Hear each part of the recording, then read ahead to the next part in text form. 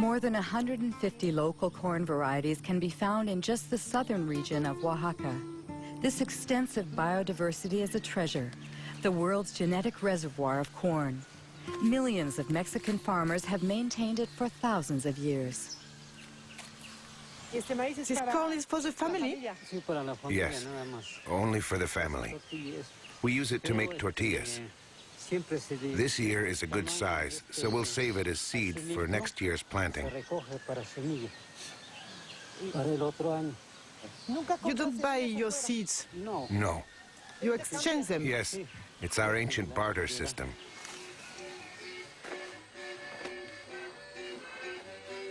To preserve its corn's diversity, Mexico has banned genetically modified crops. However, due to the NAFTA free trade agreement it signed with the United States and Canada, Mexico cannot stop the massive importation of American corn, 40% of which is genetically modified. This industrial corn, as it's called in Mexico, is highly subsidized by the U.S. government. So on local markets, it costs half as much as traditional Mexican corn.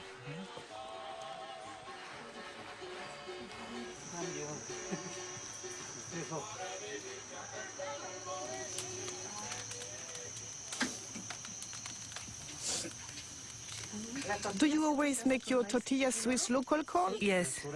It's natural and has a better yield. Also, it's more nourishing because it comes from pure soil.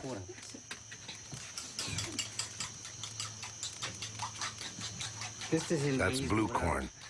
In the past, my ancestors only planted this kind of corn. Today, we maintain it as well.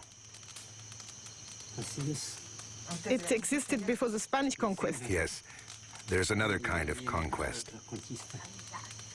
What's the new conquest?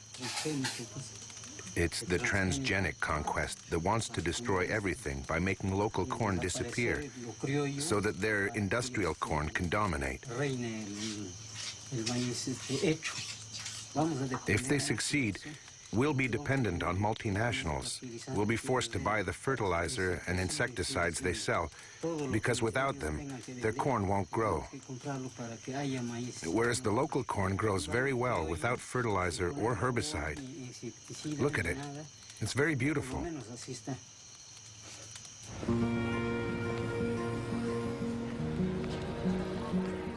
Ignacio Chapela's article provoked a violent reaction in Mexico. Since then, the National Ecology Institute has confirmed the contamination of Mexican corn. Roundup Ready and Bt genes have been found in corn from 5 regions of the country. What would happen if bioengineered corn crossed with traditional land races? Dr. Alberas Buya led a study using a local flower. She inserted the same gene in several specimens and then observed their growth. We observed that 2 plants, strictly identical from a genetic point of view, in other words, they both have the same genome, the same chromosomes and the same transgene. The only difference is that the transgene is located in different places. And well, once they grew, these plants presented a phenotype.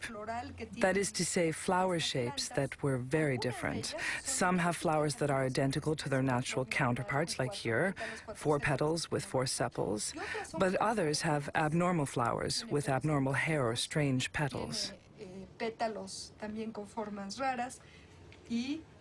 In addition, some are completely monstrous. The only difference in all of these plants is the location of the transgene, which was inserted randomly. Why is that worrisome? In Mexico, once the transgenic corn seeds have been released into the environment, it's very likely that the transgenes will insert themselves into the genomes of the local Mexican varieties. It's an unavoidable phenomenon, because corn plants cross naturally by wind-blown pollen. Given that, we fear that the genetic resources of traditional corn will be uncontrollably affected.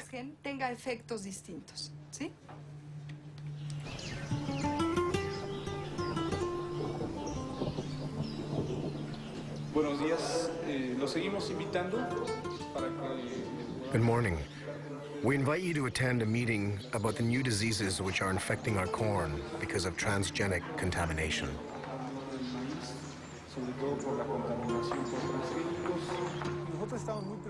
Aldo heads an organization of indigenous people. For 2 years, he's been leading an information campaign in Oaxaca communities, where Elena Elbera's fears have already been confirmed in the fields. Yo voy a mostrarles ahora algunas imágenes. I'm going to show you some photos of some corn plants that we took in our region of Sierra Juarez. En la región de la Sierra Juárez. We'd like to know if you have already seen this type of plant in your community.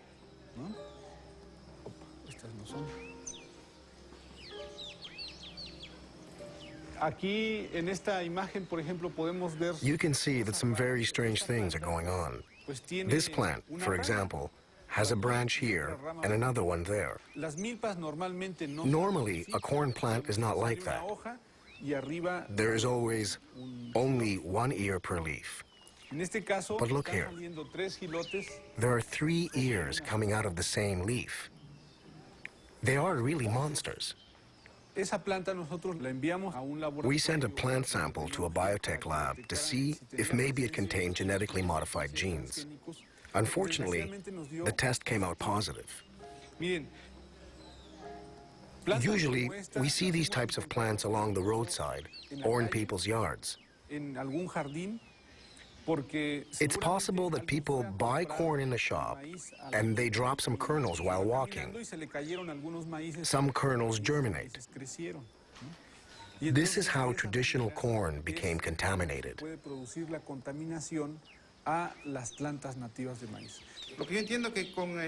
From what you've said, if we don't manage to stop their spread in our fields, soon we'll be forced to buy our corn seed because our own won't work anymore.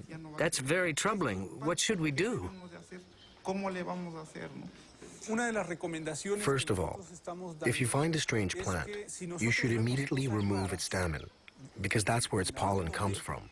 In any case, you must be very vigilant in monitoring your plants.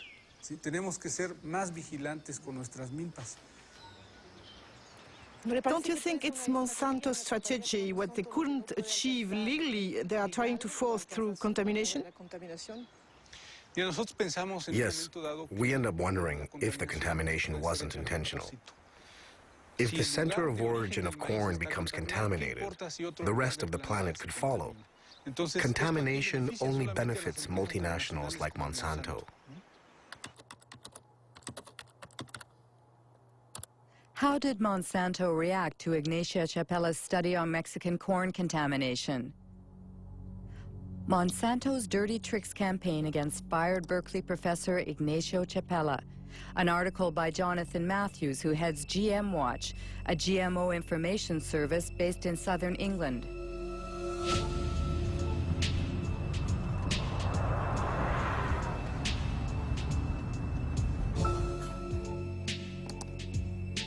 According to Jonathan Matthews, Ignacio Chapella was a victim of a campaign launched on AgBioWorld, a pro-GMO internet site. On the eve of the article's publication in Nature, a certain Mary Murphy posted an email that AgBioWorld distributed to thousands of scientists around the world. She wrote, "Activists will certainly run wild with news that Mexican corn has been contaminated by genes from GM corn." The very next day, a certain Andora Smetacek posted a second email. Activists first, scientists second. It's totally a smear campaign, and this is what happens over the first couple of days. You get Murphy and Smetacek coming in, then others come in, and they say, we have to campaign on this.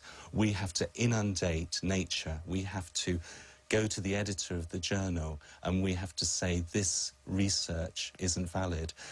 Smetacek and Murphy, we'd been tracking them for some time and trying to work out who they were. In the case of Smetacek, we could look at the technical headers on the email. It says received from, and then we've got an internet protocol address. If we go off to a website registration site, now all we have to do is just to copy that IP address. Organization name, Monsanto Company, and based in St. Louis. Then Mary Murphy left behind details that